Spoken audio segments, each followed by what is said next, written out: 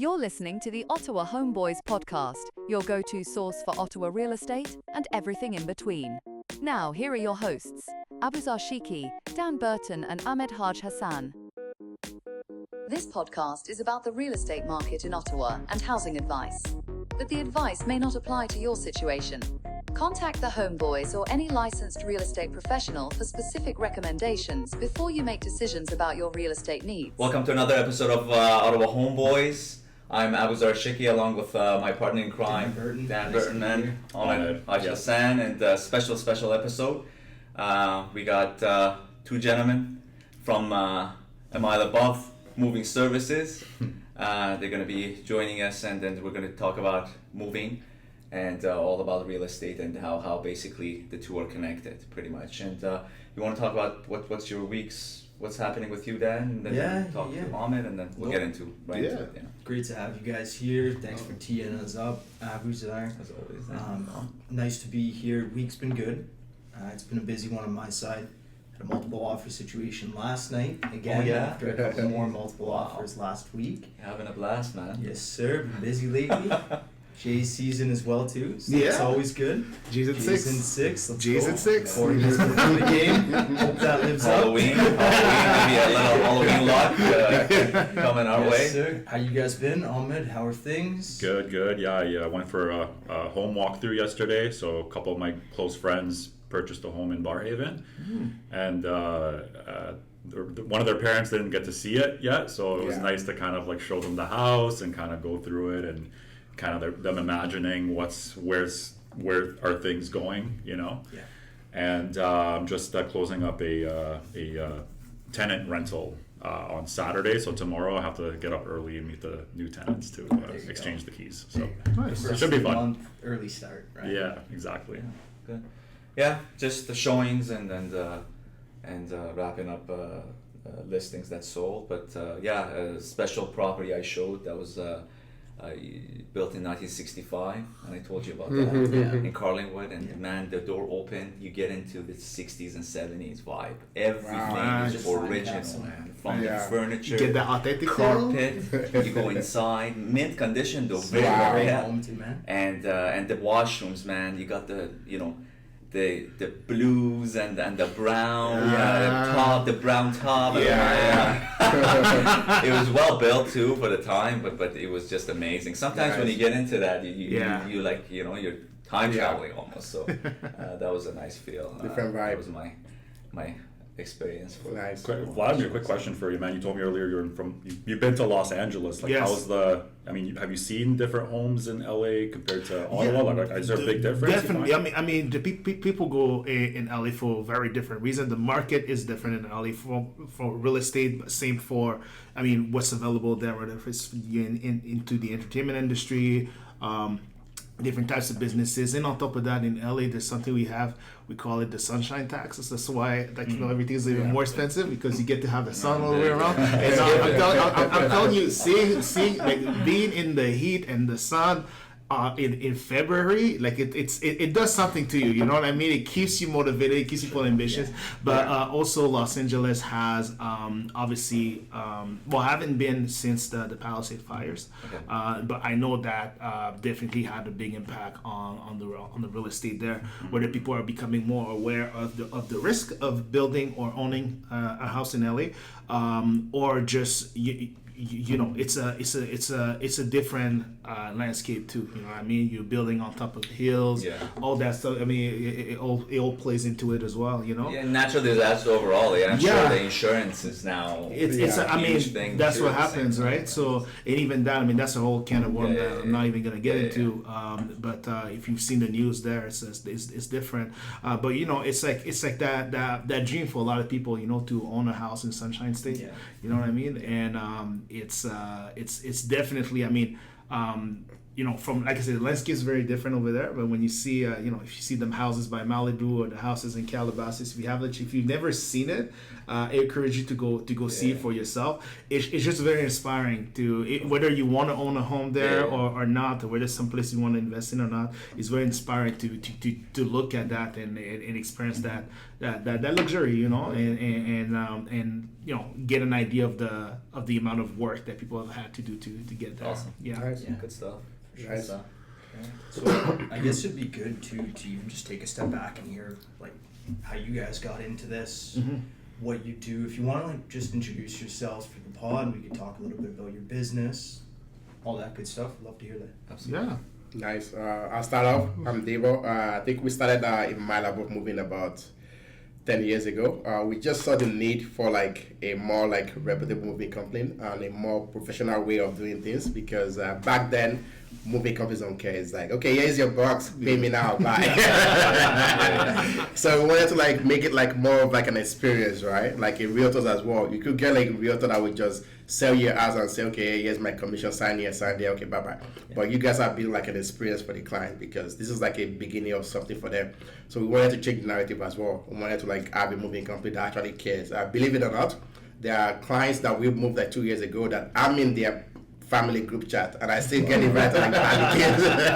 And there's senior citizen clients that we move as well into like retirement home, and they still call me every 2 weeks or so and say, hey Devo, my thing is not working, can you come? I was like, okay, sure. But I know it's not like that thing is not working. It's just because maybe when we moved them, they had a really good connection with us, and It's they were always like, the little things, right? yeah, it's all about the little things. It's not even about most things we've seen now. It's not even about the move anymore. It's more about like before the move and after the move, like the way we made the client feel when you even book the job, than everything. And then the way you make them feel after the job is done. Like right now, after the job is done, for most of our clients, we call them and say, hey, how was your move yesterday? Everything went well. What can we do better? What can we do more to make this a better experience? And then we get that feedback, and then we use that to improve our process. Cool. So we started that 10 years ago, and then from moving, we got into real estate as well, because real estate was different then too, and it was booming, and so we got into real estate. So now we do both moving and real estate.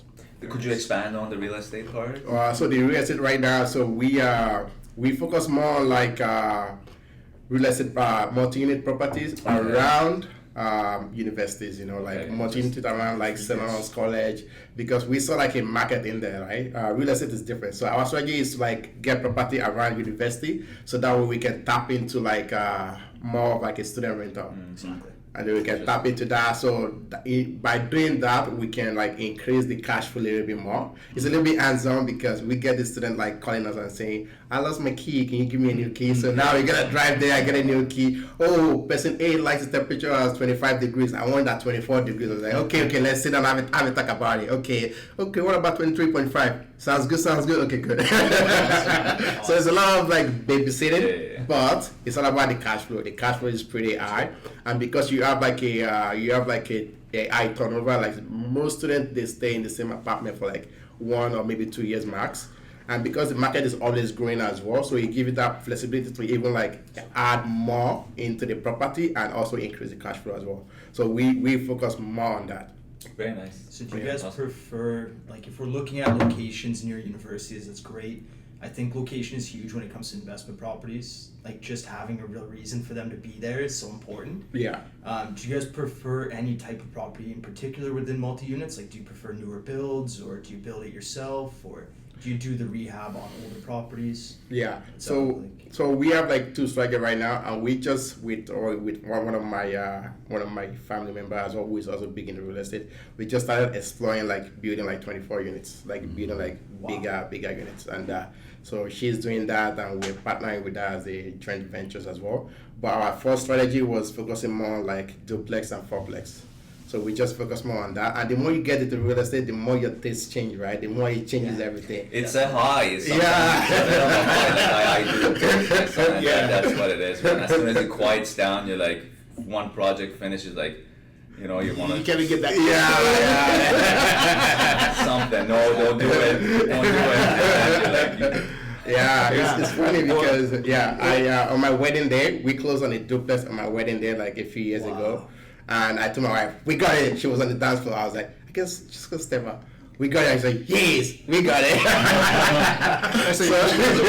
You know, but you know, I thought that you're talking about that high, but it's also that's kind of why it's important to have this conversation, to sit here and talk to each other about it. It's because it's letting people know how obtainable these things are, you know. And once you figure out that it is obtainable, you kind of want to do it again, and then you want to do it again, and then you want to do it again, and a lot of that is just communication and conversation. Absolutely, right? I guess the networking is a key part of it all. Financing as well, but Yeah. Getting past that fear factor initially. And Yeah, it it sounds like I was telling Debo about it. A lot of that sometimes it sounds so intimidating. You know, when you hear these thoughts and these conversations and all that kind of stuff.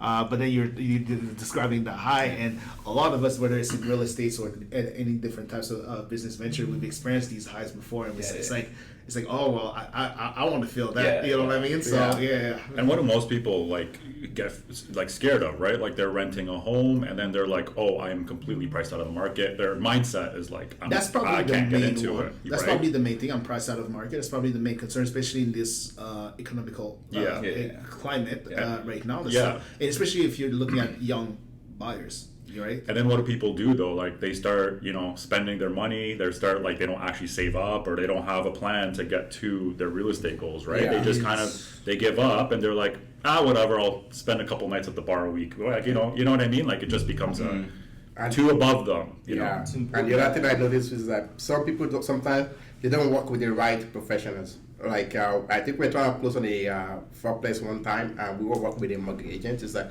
with this finances and that finances, that is not possible. You know, I was like, okay, let's try somebody else. And we tried. I was like, okay, we can be a little bit creative. We can try a higher down payment. We can try that. We can try this. Like, it is possible for sure. You need a solid team. Yeah, exactly. You need a pretty solid team. Yeah, for sure. No, it's what I was gonna say is it's important to hear, like, for example, Debo's experience starting in real estate.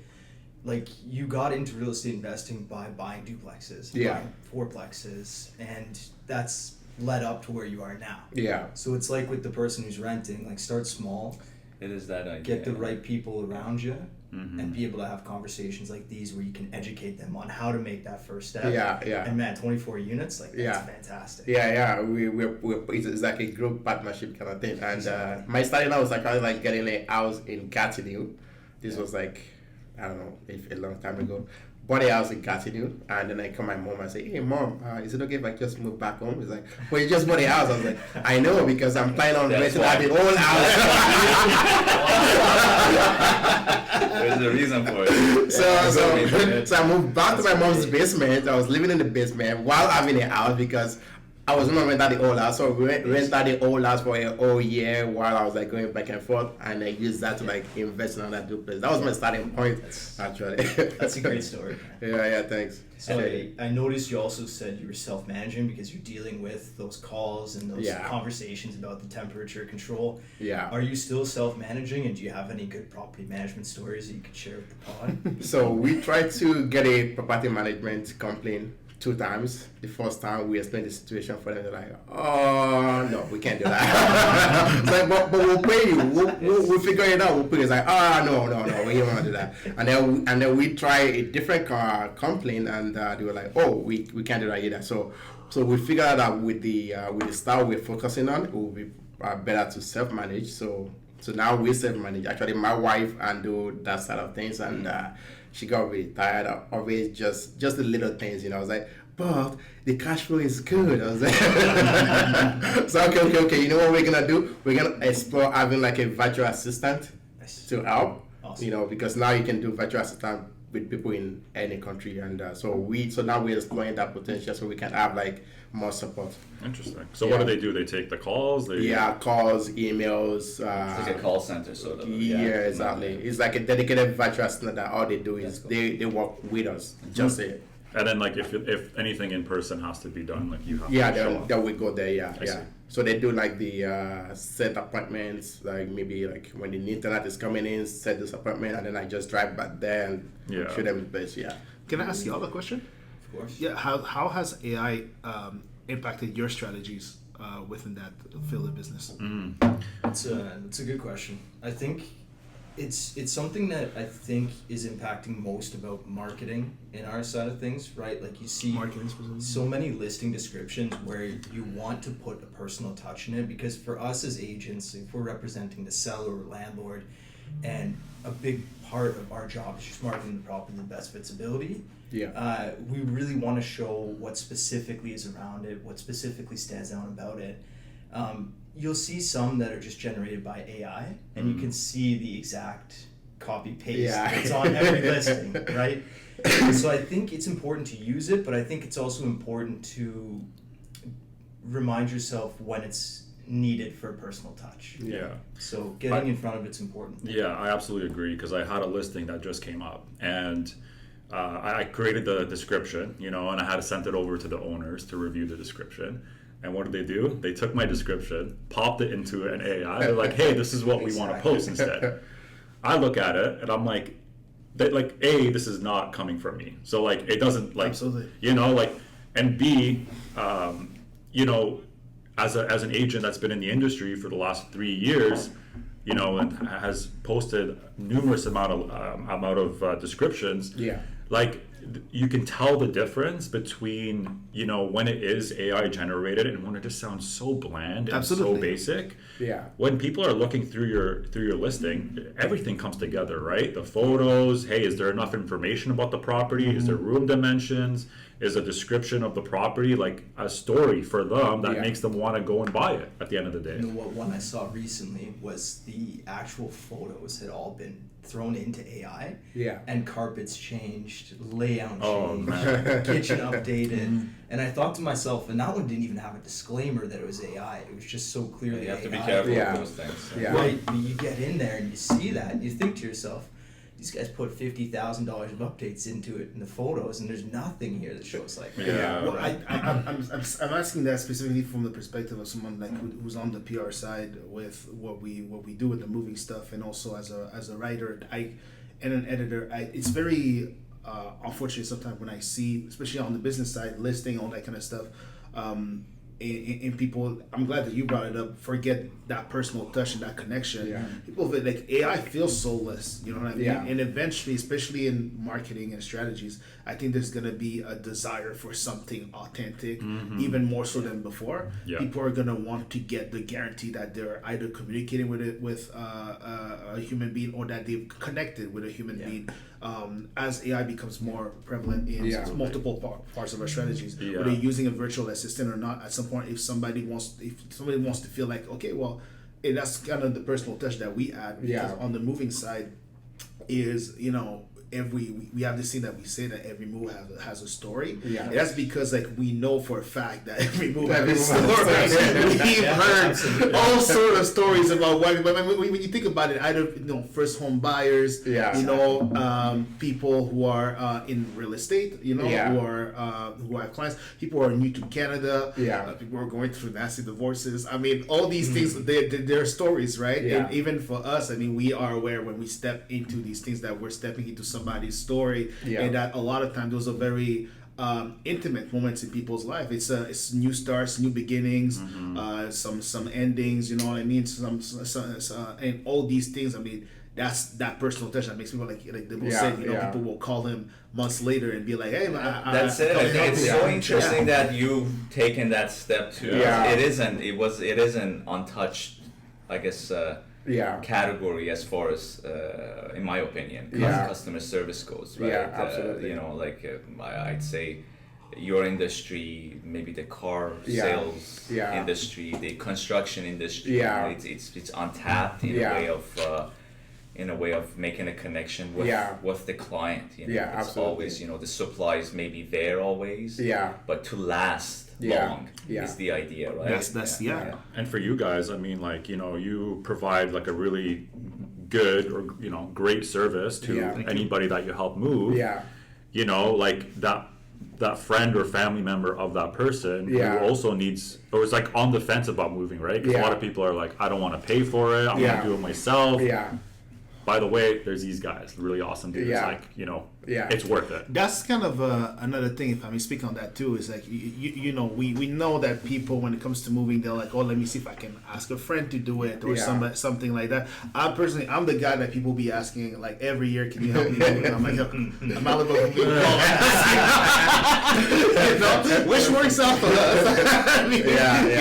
It works out for me as well. But for the most part, it's not just that people are afraid to pay. It's also because people are afraid to let people in on something that's very personal to them, something very stressful to them. And when we step in and they're like, oh man, like they almost feel that sense of like they've been friends with us forever. And we step in and they're like, man, I almost want to move again so I can see these guys. And we have a lot of fun on the road. Man, to sell the house. To also reverse that stigma as well, because we go through it as realtors as well, right? True. All the bad things, people, one bad thing will trigger you to give a bad, So you guys as well, one moving company did something, and then it's just the negative vibe goes around, and then social media and so on, right? But, and then we go through the same thing pretty much. One agent has to pretty much play a wrong way of dealing with a client, and then Do you want to stop the phone from vibrating so much? It's all good. It's all good. Okay. It's not gonna catch it. Yeah. That should be good. Okay. So the one thing I also noticed is that you don't know who you're moving sometimes. It's like clients don't talk to you unless you ask them, oh, what do you do? How's everything going? Why you don't know. We had the pleasure of moving somebody who is a member of parliament. And we didn't know she was a member of parliament until after the move. It's like, but now, which is why we always tell our crew, like, you don't really know who you're moving. Doesn't matter who it doesn't matter who it is. Every client is a VIP. Every single client.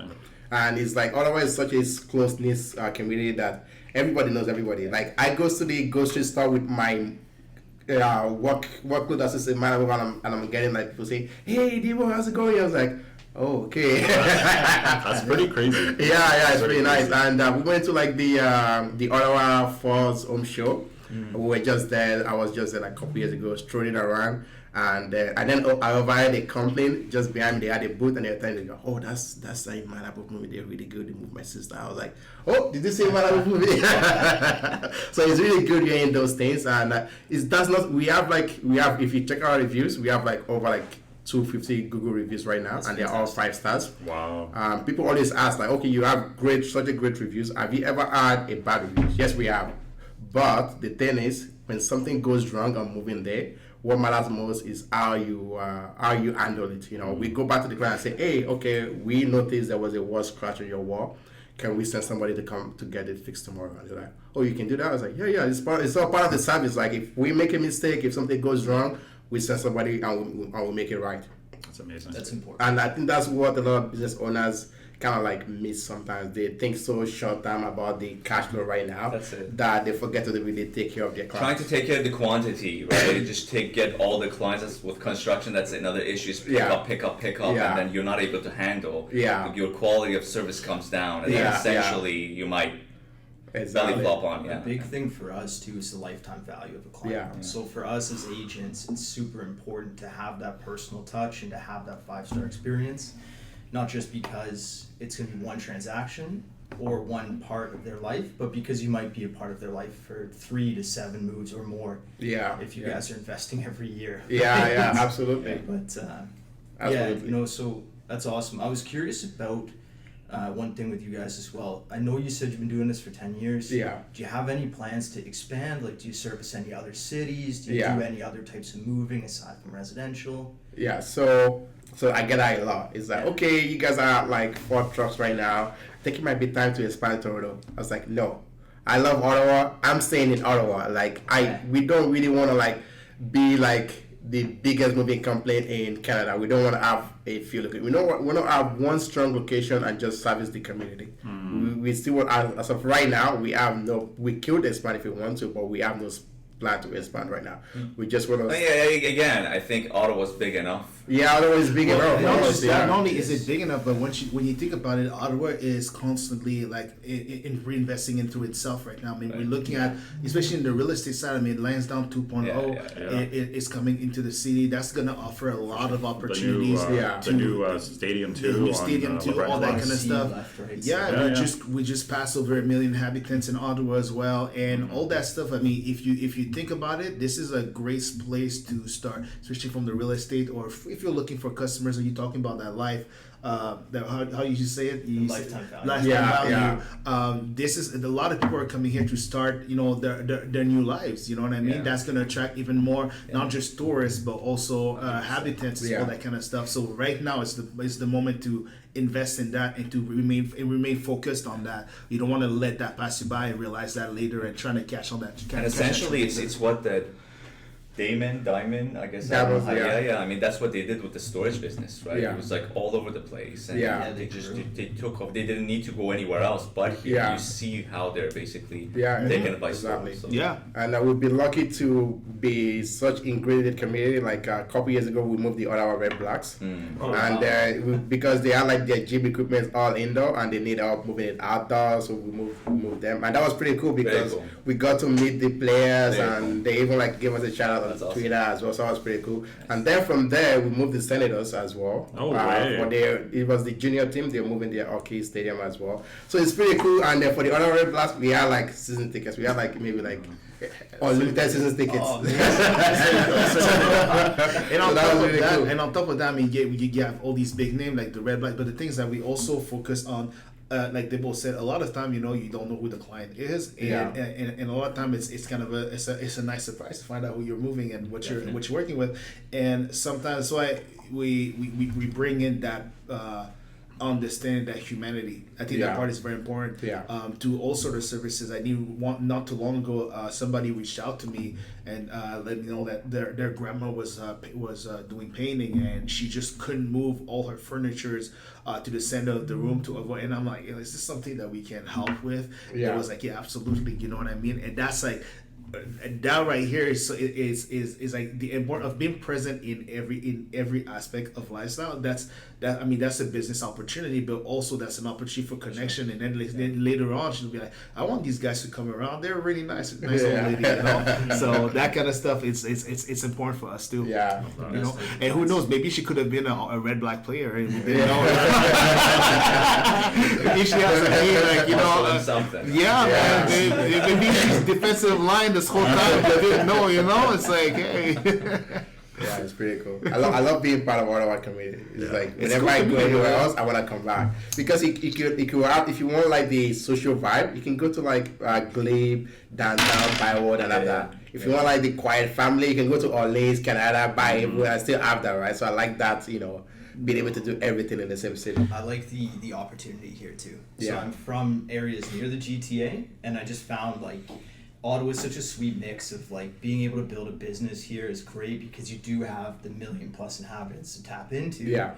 But it's not saturated like the GTA. Right? In a lot of different parts of business. I mean, before coming on board with A Mile Above Moving, I think I do on the side is film criticism, and I made it all the way to Hollywood. That's my time in LA from building my brand in Ottawa because it wasn't oversaturated, and building that brand here was easy. I mean, if I can build a film criticism brand, if a black French Canadian guy from Montreal can come to Ottawa, build a film criticism brand, and take it all the way up to Hollywood, just gives you an idea of what you can do business wise from the city. It's pretty crazy. You know what I mean? We gotta talk movies sometime. We will. Next episode. One battle after another. That movie is crazy. Charlie, that's my boy. Yeah. How do you two know each other, by the way? Like, how did you guys connect? Oh, that's a pretty fun story. So I'll tell that story. So it's funny because I always see him everywhere. It's like every single networking event I go to or social event is like right there, just being an MC or just being surrounded by people and talking. I was like, oh, okay, that's interesting. He's like, I'm an introvert. I could be an extrovert when I have to do things for the company, but I was like, okay, that's pretty cool. So I've been seeing him around for like a year, just And then I went to a networking event, and then he walked in. He wasn't even properly dressed. I was in a suit and tie. He was like just t-shirt and jeans. Yeah, because our tourism has asked me last minute to MC that event. You know, and I was like, "Oh, you should." I'm not dressed for this, but like, no, come on, yourself. So like, cool, man. Yeah, did my thing, and that's when it popped up. So then, so I was, and then it was still having a great time. Everybody knows him. Was being social. Everybody seemed to like him. So I was like, I saw him. I was like, you know what? I want him to be part of the company. So I approached him. I was like, hey, I'm Debo. I've been seeing around. I like, what you're doing. He's also very part of the Ottawa community as well. So I was like, I love what you've been doing for the city and like, being part of this. I'd like you to come on board. This is my company and this is what we do. It's like, what am I gonna be doing? I was like, you make it up on your own role. Which I have actually. And that part right there, it's such a huge part of like the success story in business, all that kind of stuff is understanding that adding value is never a mistake. Do you know what I mean? If you adding talent is never. They say that about sports teams. They say that in the movie business. Adding talent in any ways, even for me, like I was excited because it's a new business. I remember my first assignment with a Malibu movie was going to the Ottawa home and garden show. And I'm just there like, I'm just gonna go like learn about this stuff and socialize and get paid for that. That's pretty cool. You know what I mean? And sort of like do what I do best, shine in the way that I do best, and sort of like be useful to the company at the same time while learning this new business. And wow, that's very to re-innovate yourself. And that's what it is with us too, right? It's like if you're hungry enough, it doesn't matter how small you are. It's just keep working on it and make work for yourself. I think is a great line as well too. Make room for yourself. Make work for yourself. Make work for yourself. Yeah, absolutely. That's what we do 101 as agents, right? Yeah, that's what we got here too. The podcast. Which is cool. I mean, what gave you the idea of like even like doing this podcast? Because that's especially from Ottawa. I mean, first of all, that's such a. I went through the list of episodes with Debo and everything. And I saw some of the stuff that you're doing. It's very valuable. I hope this keeps growing and that more people that it catches wind and all that kind of stuff. What sort of like motivates you or inspires you to do that for the city? I pretty much used to do my own videos, so stats and so on for some time post COVID, and it got to a point where I'm like, I need more, right? It's just, it's not fun as much as I'd like it to be. So then I sat down with Dan, like, what do you think? What do you think about a podcast? So Dan's like, he's always open. Things, right? Let's do this, man. I was gonna joke and saying you and Debo have that in common. I come to Debo with some kids like, well, if it makes sense.